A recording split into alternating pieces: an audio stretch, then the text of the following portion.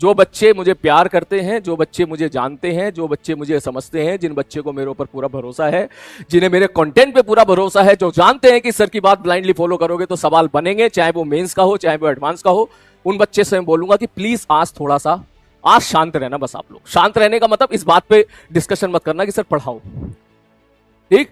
आज वो बच्चे जो इधर उधर बिखर गए हैं, आज मैंने देखा 3 दिन की क्लासेस में ऐसे बिखरे हो ना तुम लोग, ठीक है, कि कोई कह रहा है, अब देख तुम्हारी डिमांड सुन, कोई कह रहा है सर हमारे स्कूल में तो ये पढ़ाया गया था, आपने तो ये नहीं बताया। बेटा स्कूल में जी एडवांस की तैयारी कराई जाती है। एक बच्चा बोला सर हमारे ट्यूशन में तो ये बताया था सर ने कि चार्ज की सीजीएस यूनिट ये होती है, आपने तो चार्ज की सीजीएस यूनिट ही नहीं बताई। ट्यूशन में जी एडवांस की प्रिपरेशन होती है, सीजीएस यूनिट चार्ज की जेई एडवांस और जेई मेंस के सिलेबस में है ही नहीं। अब बोल, ये बात ना बताई तेरे सर ने? जेई एडवांस जो भी खेलता है एसआई सिस्टम पे खेलता है, सीजीएस सिस्टम पे कभी नहीं खेलता है। अगर कभी सीजीएस सिस्टम की बात आएगी तो गिवन करके डाटा देता है। सवाल अगर यूनिट डायमेंशन से आते हैं तो बिल्कुल ऐसे आते हैं जैसे तूने 11th क्लास में करे थे, डायमेंशनल एनालिसिस के सवाल आते हैं, तूने देखा होगा 11th क्लास में। तो आप इस तरीके से इनडायरेक्टली आप मुझे मजबूर कर रहे हो उन छोटे छोटे फालतू मैटर्स पे क्लास में पढ़ाने के लिए जो जेई एडवांस के लिए रेलेवेंट नहीं है। और यह बात आपको समझनी पड़ेगी कि आप मुझे आके ज्ञान मत दो कि सर आपने ये नहीं बताया, सर चार्ज की यूनिट सीजीएस में फ्रैंकलिन होती है ये आपने नहीं बताया, सर ईएसयू होती है ये आपने नहीं बताया। बेटा कोटा आके देख, कोटा आके देखो। मैं पिछले 10 सालों से कोटा में हूं, ठीक है, मैं मानता हूं कि भाई साहब आजकल पटना यहां पर बच्चे बढ़ रहे हैं, लेकिन ये तू जानता है कि सबसे बेस्ट रिजल्ट जो आज तक कहीं से आया है तो कोटा से ही आया है। ये बात सच है। क्यों आया है? ये कोटा का जो कंटेंट है ना, कंटेंट है उसका कोई जवाब ही नहीं है, अलग ही लेवल है वो। अब जब वो कंटेंट दूसरे शहर में जा रहा है तभी तो दूसरे शहर में नई नई कोचिंग इंस्टीट्यूट ओपन हो रहे हैं। तो बेटा एक बार आओ या कोटा के बच्चों से मिलो, एक बार उनके नोट्स चेक करो। जो बच्चा जी एडवांस की तैयारी कर रहा है उसके नोट्स चेक करो, तब तुझे अंदाजा लग जाएगा कितना बड़ा डिफरेंस होता है स्कूल में और आपके एक ऐसे इंस्टीट्यूट में जहां से बढ़िया बढ़िया रैंक निकलती है, बढ़िया बढ़िया सिलेक्शन निकलते हैं, वो आपको डिफरेंस दिखेगा। तो इसके लिए इसमें तुम्हारी गलती नहीं है, मैं तुम्हें गलती नहीं बोल रहा हूं। पहली गलती तू कर रहा है तो मेरा फर्ज है तुझे बताना, ताकि तू दोबारा गलती ना करे। समझ मारिए, स्कूल में क्या होता है भाई, मैं स्कूल के टीचर को गलत नहीं बोल रहा हूं, वो बिल्कुल सही है अपनी जगह। स्कूल में क्या होता है, कभी कभी बायोलॉजी का बच्चा भी एक ही क्लास में बैठता है, मैथमेटिक्स का बच्चा भी एक ही क्लास में बैठता है, एनसीईआरटी दोनों की सेम है। तो अक्सर जो हमारे स्कूल के जो सर होते हैं वो एनसीईआरटी बेस्ड पढ़ाते हैं, ये बात सच है। वो उनको स्कूल के हिसाब से पढ़ाना है भाई, कल को उनको एडवांस के हिसाब से पढ़ाना होगा तो वो एडवांस के हिसाब से पढ़ाएंगे। मैं कैपेबिलिटी पे शक नहीं कर रहा हूं, वो भी पढ़ा देंगे एडवांस के हिसाब से, लेकिन उनको पढ़ाने के लिए बोला जाएगा तब। मुझे यहां पर बोला गया है, इस बैच का जो नाम है वो है लक्स फॉर जेई मेंस और जेई एडवांस। तो मुझे यहां पर जो कंटेंट डिलीवर करना है वो इस बात को ध्यान में रख के करना है कि भाई आप सब लोग यहां पे जेई एडवांस की प्रिपरेशन के लिए आए हो, स्कूल के लिए नहीं आए हो, बोर्ड के लिए नहीं आए हो। अब बोलो सर आपने तो बोला था बोर्ड भी पढ़ाओगे, मैंने बोला था बोर्ड भी साथ साथ करेंगे, मैंने ये नहीं बोला था कि बोर्ड ही कराऊंगा।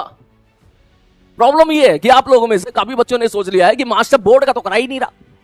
ठीक है, मास्टर बोर्ड का तो करा ही नहीं रहा भाई। अरे मेरे भाई, अगर मैं बोर्ड का कराने लग गया, खुद सोच, शांति से सोच, शांति से सोच, अगर मैं बोर्ड का कराने लग गया तो तू जेई मेंस कैसे करेगा, जेई एडवांस कैसे करेगा, उस लेवल तक कैसे पहुंचेगा? फिर तो तू पहुंच ही नहीं पाएगा, समय ही नहीं है हमारे पास इतना। कोटा में जब यहां पर प्योरली जेई एडवांस मटेरियल के साथ बच्चा पढ़ता है, 7-8 महीने पढ़ता है, तब जाके 10% बच्चों का सिलेक्शन होता है। हमारी बात 10%, तब जाके मुश्किल से 10% के लिए, 8% के लिए, 9% के लिए।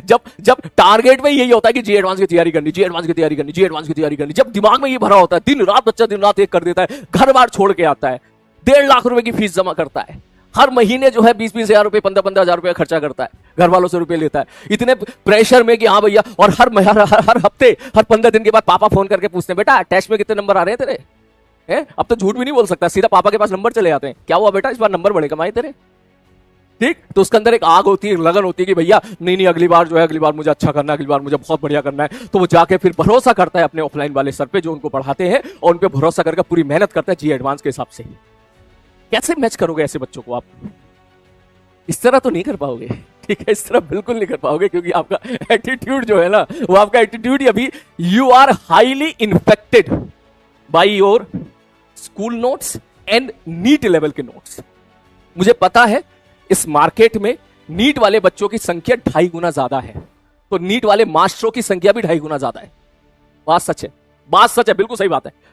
तो आपके पास यह बात सच है कि जेई के नोट्स होने की प्रोबेबिलिटी कम है और नीट के स्कूल लेवल के नोट्स होने की प्रोबेबिलिटी ज्यादा है। यह बात सच है, मैं गलत नहीं बोल रहा हूं, नीट वाले गलत नहीं, नीट वाले बहुत अच्छे हैं, मैं उनको रोष नहीं कर रहा हूं। लेकिन आप अगर जेई एडवांस की जर्नी तय करना चाहते हो नीट के नोट्स को ध्यान में रखते हुए, तो दैट इज नॉट पॉसिबल। आपको जेई एडवांस के लिए जेई एडवांस के तरीके से सोचना पड़ेगा, और ये मैंने कोशिश करी लास्ट के 15 मिनट में, ठीक, लास्ट के 15 मिनट में जब मैंने कोशिश करी तो मुझे पता चला कि तुम में से जो पढ़ने वाले बच्चे थे, बहुत मजा आया भाई साहब। उन्हें तो भाई साहब मतलब ओपी मजा आ गया, उनका तो सब दिमाग खुल गया। किसी बच्चों का 11th रिवाइज हो गई, तो सेंटर ऑफ मास रिवाइज हो गया आज हमारा, ठीक है। उनके अंदर ये अग्रेसिवनेस थी, और जिन लोग बच्चों को थोड़े से भी वो थे, वो फैल गए, बोले ये क्या पढ़ा रहा है मास्टर ने सेंटर मास तो पढ़ाया नहीं है, हमें तो सेंटर मास आता नहीं है, तो मास्टर ने सेंटर मास का सवाल कैसे करा दिया है, ये मास्टर ने हिंज फोर्स का नाम कैसे ले लिया है, ये तो गलत बात है। मास्टर तो कह रहा था 11th क्लास पढ़ाएगा, फोर्स मास्टर ने पढ़ाई नहीं है और यहां पे सवाल करा रहा है। तो फिर क्या हर एक चीज बताऊं मैं तुझे कि फोर्स क्या होता है, इंच फोर्स क्या होता है, सेंटर ऑफ मास क्या, सेंटर ऑफ मास क्या होता है, ये बात 11th क्लास के अर्जुना 1.2 वालों से पूछो। पूरे 1.5 महीना लगा था ये चीज अच्छे से फील लेने में कि सेंटर ऑफ मास क्या होता है। जिस दिन रोटेशन समाप्त हुआ था ना, तब जाके फील आती है, अच्छा ये होता है सेंटर ऑफ मास। अब तुम चाह रहे हो कि मैं तुम्हें 2 मिनट में पढ़ा दूं ये सारी चीजें, ऐसे नहीं होती मेरे भाई, ऐसे नहीं होती। मैं यहां पर देख, मैं गुस्सा बिल्कुल नहीं हूं, देख तू ये मत समझना कि सर आप गुस्से में हो, सर आप फ्रस्ट्रेशन में हो, ऐसा बिल्कुल नहीं हूं। वो तुझे मेरे एक्सप्रेशन से दिख रहा होगा। मैं यहां पर आज ये डिस्कशन कर रहा हूं इस बात को लेके, ताकि जो बच्चे इधर उधर बिखर रहे हैं वो संभल जाए, संभल जाए।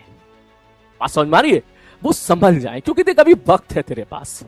हो सकता है मेरी 2 बात तुझे बुरी लगे, बुरी लग के तू क्लास छोड़ दे, क्लास फिर ना आए, किसका नुकसान है? तेरा नुकसान है, तेरा नुकसान है।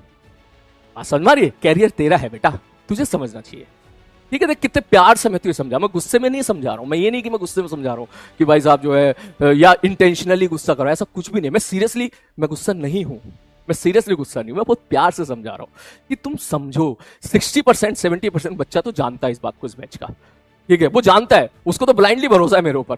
लेकिन बाकी 30-40 वो भी तो अपना ही है, खैर है तो वो भी मेरा ही अपना, ठीक है। अभी वो इधर उधर लोगों की बातों में आ जाता है, वो बात सच है। वो थोड़ा सा, उसको थोड़ा वक्त लगेगा जब वो मुझसे प्यार करने लगेगा या हमारे कंटेंट से प्यार करने लगेगा, लेकिन हम उसको ऐसे छोड़ नहीं सकते। तो मैं उन बच्चों को कह रहा हूं, ठीक है, उन सारे बच्चों को प्यार से बोल रहा हूं, प्यार से बोल रहा हूं, ठीक, कि आप अपना दिमाग केवल उन बातों में लगाएं जो मैं यहां पे पढ़ा रहा हूं। बात समझ मारिए, जो मैं यहां पढ़ा रहा हूं ना, उस पर दिमाग लगाएं। आपका दिमाग कैसे खोलना है, कैसे अप्रोच डेवलप करनी है, कैसे नए सवालों के लिए तैयार होना है, ये जिम्मेदारी मेरी है। इसके लिए आपको पूरी तरह से अपने आप को मुझे समर्पित करना पड़ेगा। No if and but, no if and but, no doubt, कोई डाउट नहीं होना चाहिए, और ब्लाइंडली फॉलो करना पड़ेगा। अब तू पता, मैं पिछले कितने दिनों से बोल रहा था बच्चे से कि वेक्टर पढ़ो, वेक्टर पढ़ो, वेक्टर पढ़ो, वेक्टर पढ़ो। बैच स्टार्ट होने से पहले मैंने इंस्टाग्राम पे एक वीडियो डाली थी, वहां पर ही बोला था, मैंने कहा वेक्टर पढ़ लेना, ठीक। यहां पर मैंने डे 1 की क्लास में भी लिखा था मैंने वेक्टर पढ़ लेना, और डे 2 की क्लास में भी मैंने बोला था वेक्टर पढ़ लेना, और उसके बाद भी बच्चों ने वेक्टर नहीं पढ़ा, और मैंने कल हल्का सा वेक्टर का यूज आ गया, तुम फैल गए। अब बताओ ऐसे कैसे काम चलेगा? प्रैक्टिकली सोच, ऐसे कैसे काम चलेगा, है ना? ऐसे नहीं चलेगा ना काम। तो मैं क्या कर सकता हूं? तू मुझे बता, तेरे को प्रॉब्लम है वेक्टर में, तो तू मुझे बता, मैं सोल्यूशन निकालूंगा, ठीक। अगर तू मुझसे, मैं बोलूंगा वेक्टर पढ़ के आओ, तो तू मुझसे ये बोलना कि सर आप ये बताओ कहां से पढ़ के आए, हमारे पास तो नहीं है मटेरियल, तो मैं तुझे मटेरियल प्रोवाइड कराऊंगा, तू अपनी प्रॉब्लम बता। जैसे एक बच्चे ने मुझे बोले सर मुझे वेक्टर बिल्कुल नहीं आता। मैंने कहा अच्छा, लेकिन मैं पढ़ना चाहता हूं। मुझे ये बात उसकी बहुत अच्छी लगी। बोले सर मेरे पास लेकिन इतना समय नहीं है कि वेक्टर 11th क्लास में 10 लेक्चर में खत्म हुआ तो मैं 10 लेक्चर में समाप्त करूं। सर आप बताओ मैं क्या करूं? तो मैं सोल्यूशन बताऊंगा ना उस चीज का, मैं खड़ा हूं तेरे साथ सोल्यूशन के लिए। लेकिन इसके लिए आपकी नियत में होना चाहिए सोल्यूशन कि हमें सोल्यूशन निकालना है, आपकी नियत में होना चाहिए। आप कंप्लेनिंग नेचर में नहीं होनी चाहिए कि सर हमको वेक्टर नहीं आता तो आप वेक्टर से जुड़ी हुई चीजें क्यों पढ़ा रहे हो। ये गलत है, हमारी बात ये गलत है कि सर हमको वेक्टर नहीं आता, ठीक है। मैंने कहा नहीं आता, तो बोले नहीं आता तो फिर आप सर आपने ये क्यों पढ़ा दिया, आपको तो पहले वेक्टर पढ़ाना चाहिए। फिर ये आपका जो है तरीका, एटीट्यूड, ये गलत है। क्योंकि अगर मैं फिर ये करने लग जाऊंगा ना, तो कोटा जैसे शहर में, पटना जैसे शहर में, जहां बच्चे सब कुछ छोड़ छाड़ के पागलपन की तरीके से ऑफलाइन क्लासेस में मेहनत कर रहे हैं ना बेटा, बिलीव मी, वो सब आगे निकल जाएंगे आपसे, वो सब आगे निकल जाएंगे और पहले सिलेक्शन तक पहुंच जाएगा, तू पीछे ऐसे ही रह जाएगा।